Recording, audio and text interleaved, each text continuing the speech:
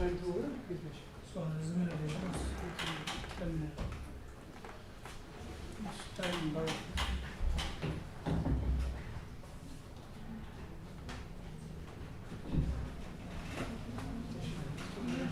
मैं सही ऑनलाइन की अच्छा एक बार सही ऑनलाइन से सही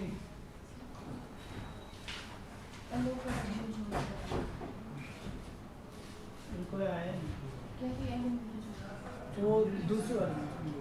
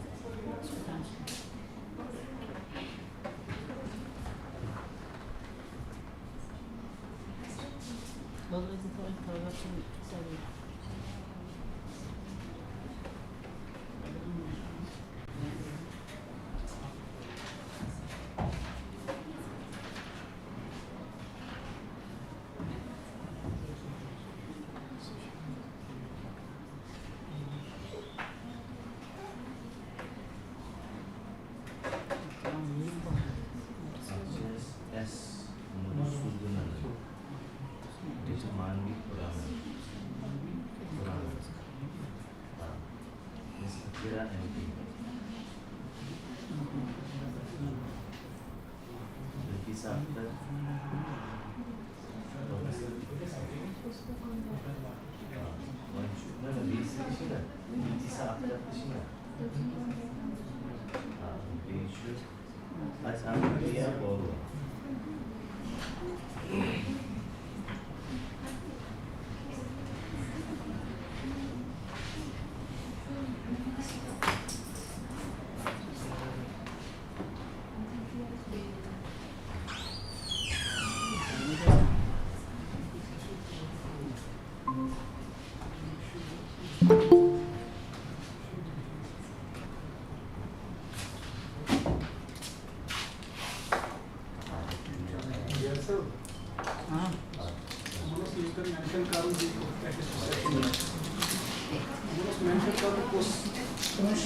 Already pushed out. We should be in technical session 3 CE. Four human. Session 2 से जो presentations है ना हमारी, उनका yesterday they were scheduled for computer science lab. Computer science से वो है. The texting But session. they will be presenting. They were from yesterday. They missed their presentations. They will be presenting today. Yeah. तुम्हारे किसने confusion का? The man that we took here, technical session is 4. They are supposed to be presenting in this session because we don't have 2 speakers for the session. Now we have to adjust Professor Bilkis Akhtar and Adi Priya. Adi Priya is already here. Okay. But the Priya is there and she has joined immediately. Yes.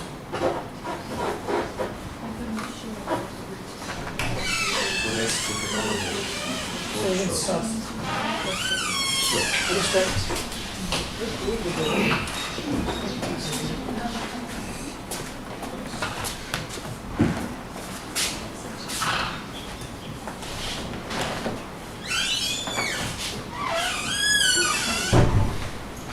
So should we start?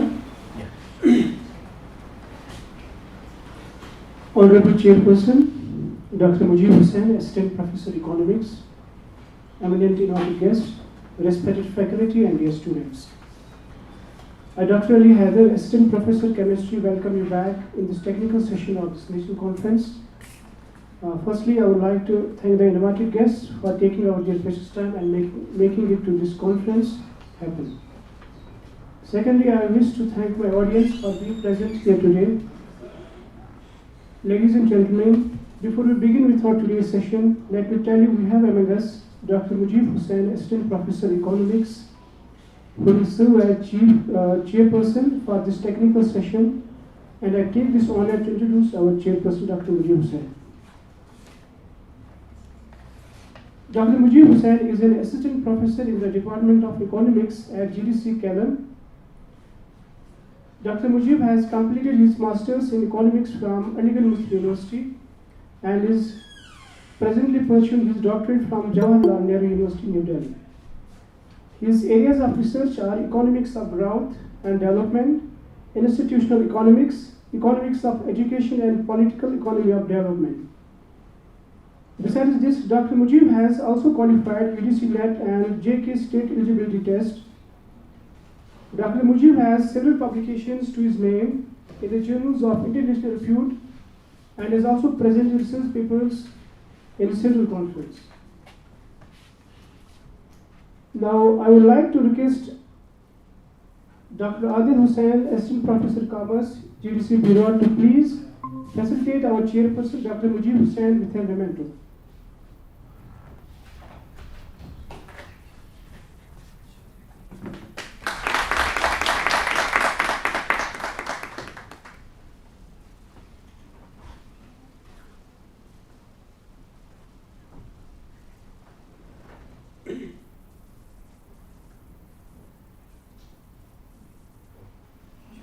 Thank you, sir. Now, I would like to hand over further proceedings of this technical session to our esteemed chairperson, Dr. Mujib Hussain. Thank you, Dr. Haider, for this generous presentation.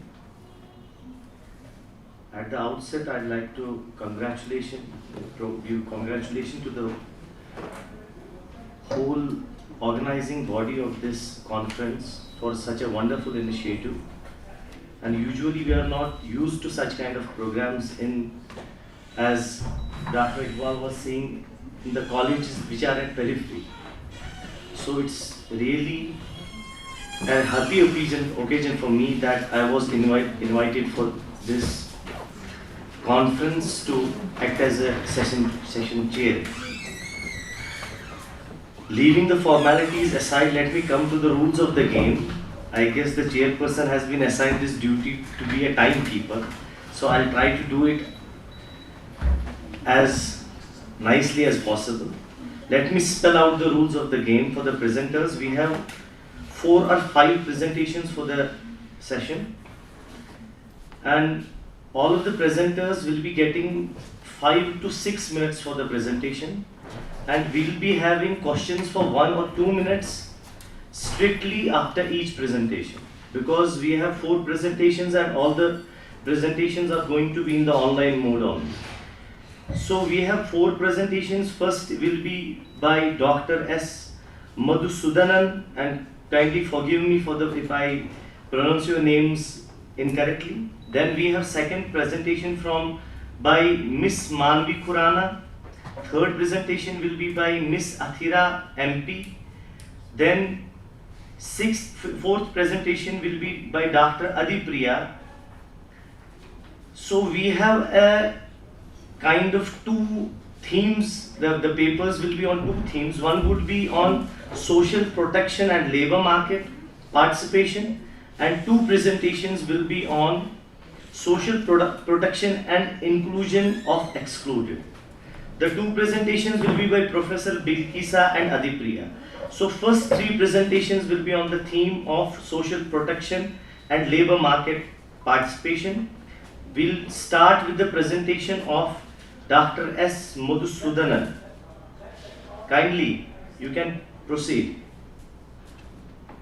Is Madhusudanan in the session? She's not. So we'll go to the second presentation by Miss Manvi Khurana. And we have PPT of her presentation. We'll be sharing it here as well.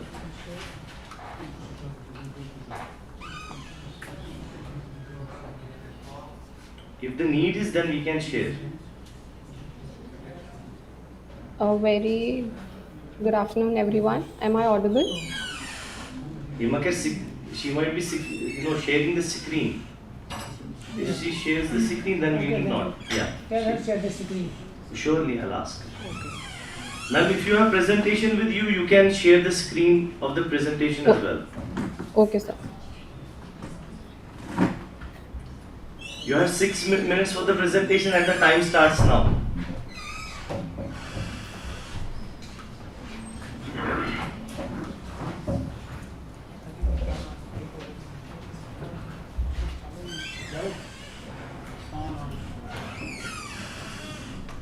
Miss Manvi, am I audible to you?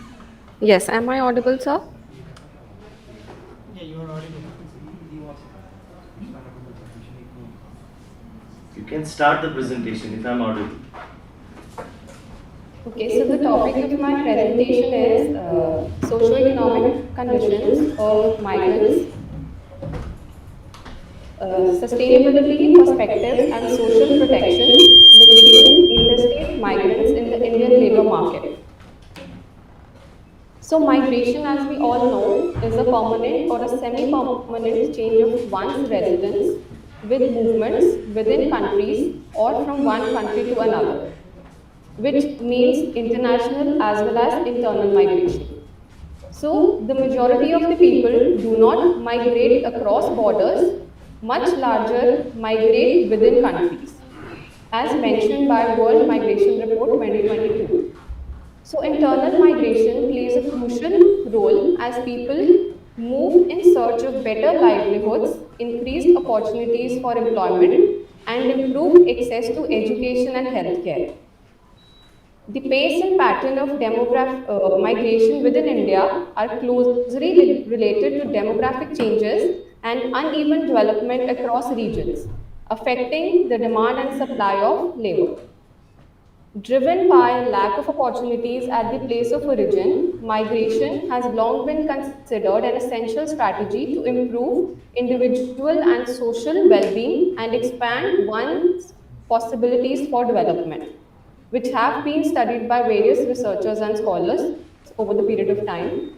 So, interstate migration in India has been a significant phenomena, with millions moving in search of better employment opportunities. So, as a part of the methodology of my study, the study is based on both secondary and empirical data collected from the four districts of Haryana. So, I'm presenting a case study of interstate migrants in Haryana.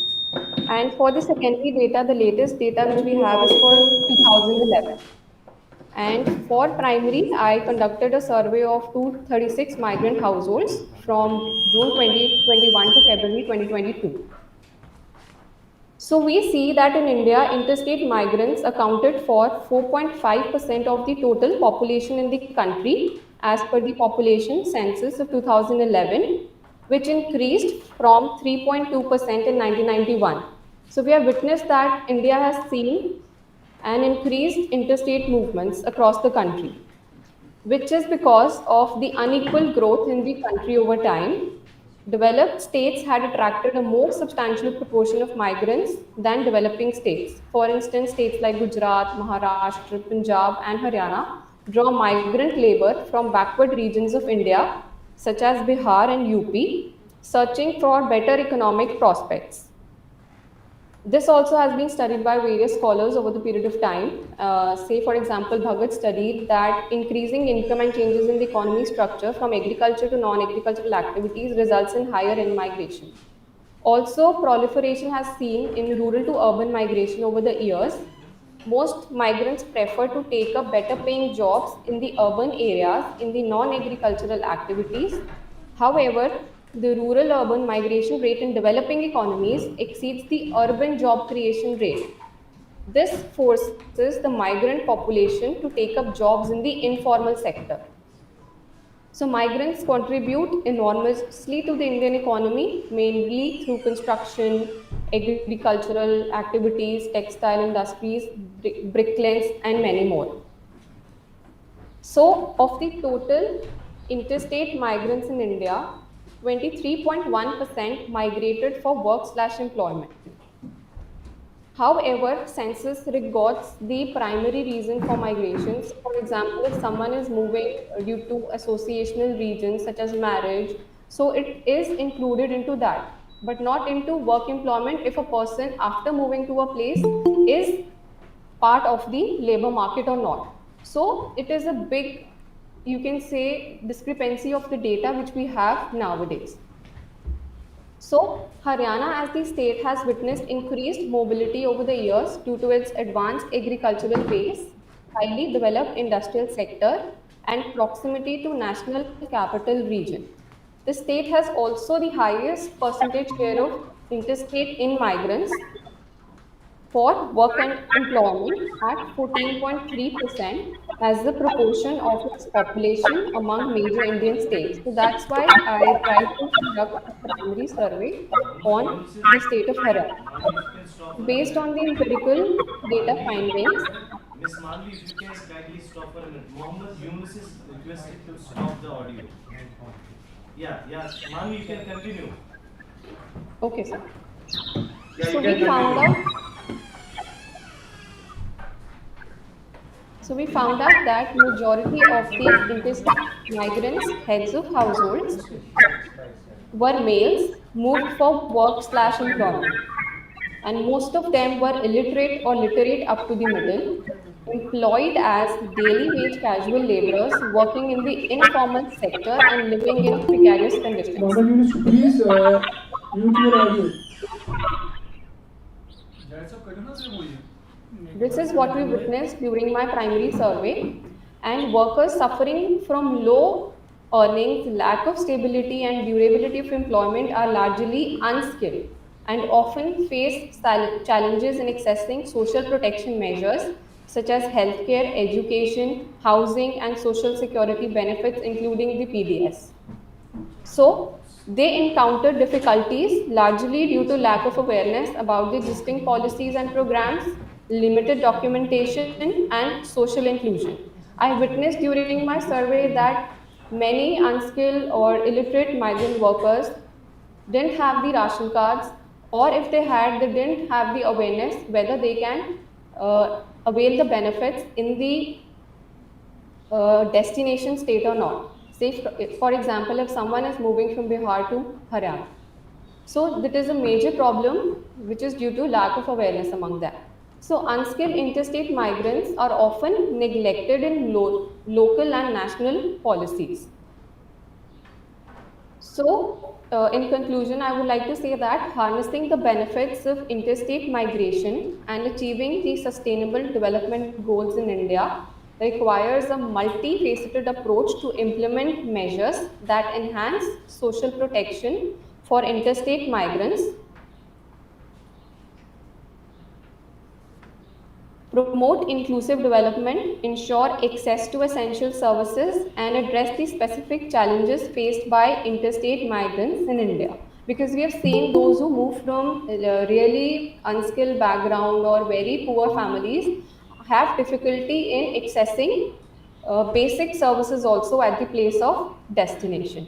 So we see that out of 17 sustainable development goals, targets and indicators which are directly relevant to migration or mobility include goals related to poverty reduction, education, health, gender equality, decent work conditions for all, and economic growth, reduced inequalities, sustainable cities and communities, peace, justice, and strong institutions.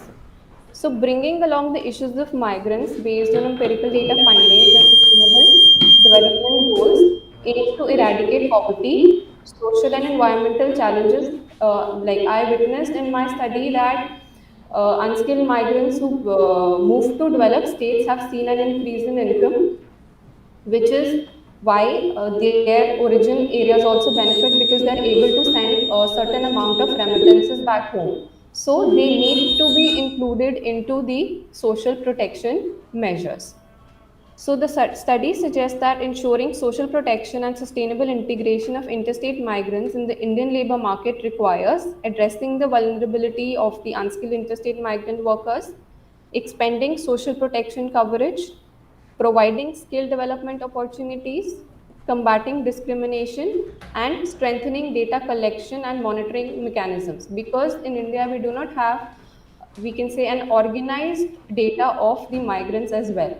Although we are working at some point of time on that by making like organized uh, documents or Manvi, you have only 1 minute now. Kindly sum so up. yeah, I'm just summing up, sir. So these efforts contribute to the well-being of the migrants and achievement of sustainable development goals if we try to uh, include them in our social protection measures. Thank you. Thank you very much for the presentation. I have only 1 minute for the question and answer session. If anybody has a question, kindly be brief in the question if anybody has. Otherwise, we can go to the second presentation. Yeah, we have second presentation. We had first presentation by S. Madhusudanan. I guess she has joined by the name of Ashish. Yeah. Yeah, Dr. S. Madhusudanan, you can start your presentation. If you need some more time, then I can go to the third presentation and then you can come. Yes, sir. You can go to third Yeah. presentation and then you can come. Yeah, kindly start the presentation. You have 6 minutes for the presentation. Sir, shall I start, sir? Yeah, surely. Uh, Please start your presentation. Earphone. Tell him to remove the earphone. Yeah, it would be advisable if you can remove your headphones, sir. sir, I'm connected with the headset only. My system laptop is not connected. I cannot hear them. That's the reason I connected with the headset. Okay. You present what is convenient to you. It's less Okay. audible to us, but we can manage that thing. Okay. So no, there is. I am personally from college. That's the reason there will be some noise disturbances. That is why I'm having my headset on. Okay. First of all, thanks for the opportunity. The topic of presentation here is that I would like to discuss about the labor for measures in the manufacturing sector. I have concentrated on the blue collar employees. The blue collar employees are the one who are the manual laborers and they have lesser educational pursuits and they are working from they're more dependent on their muscle power and other aspects. So they aren't much given their routine activities and other aspects. So what are the labor welfare measures that they have and what is their views? So such a way that the company can also take up other welfare measures for them in particular, because we talk about the white collar employees and blue collar employees. Generally, there is a category we have, because these blue collar employees sweat a lot and toil a lot with their physical thing. So we all know that labor welfare is mandatory, and most of the countries have mandated the well-being of the workers, either through their employees or trade unions, and many governmental and non-governmental organizations have taken up measures. So if you see why we need to study about the labor welfare measures, particularly the blue collar employees, is that there are a number of literatures that supports the quality of life is increased if when you provide them a better labor welfare measures, and they say there is a positive correlation between the employee welfare and productivity. In the same way, they talk about the proper safety equipment should be given so that they may be protected from hazards, so on. So keeping this in mind, so these three aspects are taken into consideration as objectives to study the socio-demographic details of the respondents, to find the health-related measures, and also the safety aspects. What are the aspects that is undertaken? What is their perception and views? So the sample size is 60. That could be one of the limitations. This study is quantitative in nature. The simple random sampling is adopted, and the questions as prepared and then it's been given to them, and a self-administered survey. The statistical analysis for time being in this study, I have used only simple table and chart. Not higher order statistical, inferential statistics has not been taken up. So this is a general social profile. Moving on, you can see the aspects on the satisfaction level on facilities provided. So in the Likert scale, I had taken up 4 criteria: highly satisfied, satisfied, dissatisfied, highly dissatisfied. So you can see on this dimension, the first aid facility, restroom facility, drinking water safety measures. At the outset, they exhibited a positive satisfaction score. You can see the 48%, the drinking water is given 70%. The same way on the health-related measures, also on these dimensions like the quality of food that has been provided, what the medical checkup they have, or the personal protective equipment, the PPE that has been given during their employment status. All they are given the blue collar employees are given a positive outcome. You can see from this graph, and the perception or what they do. The most importantly, we can see here for these statements, though we get a highly satisfied, there are few areas which has given this dissatisfied status. That is the area of concern actually. Though we can see there is a positive outcome, positive output, or we have a majority of them have said that the safety committee undertakes all good measures to them. The most important factor is that no one should, because we need to have a zero tolerance towards we can say zero tolerance towards accidents. So that is how we can get a better productivity, and we cannot lose any lives. Either we cannot have any reportable or non-reportable accidents that can be minimized. So that is why, though the study is on quantitative nature, so the method of mixed methodology has to be adopted. That is one finding that I am posting now. That is one of the limitations also. Moreover, with respect to the blue collar employees, they take more of the routine activities. So that reskilling and upskilling has to be the need of the hour, and the zero tolerance towards safety, and there should be continuous dialogue, because they come, they do the work, and they get the wages and they move off. So that should not be the case. So there should be a dialogue between them. That was the thing that I observed, that there is no dialogue happening, because they come, they work and go. So these are the general findings that I come through the studies.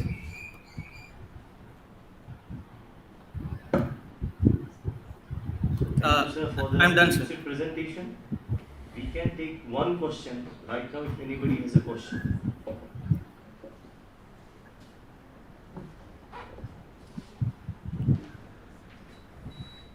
So we can take, if any student has a question, she can ask.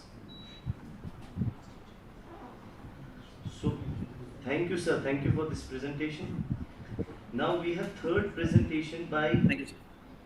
Miss Athira, MP.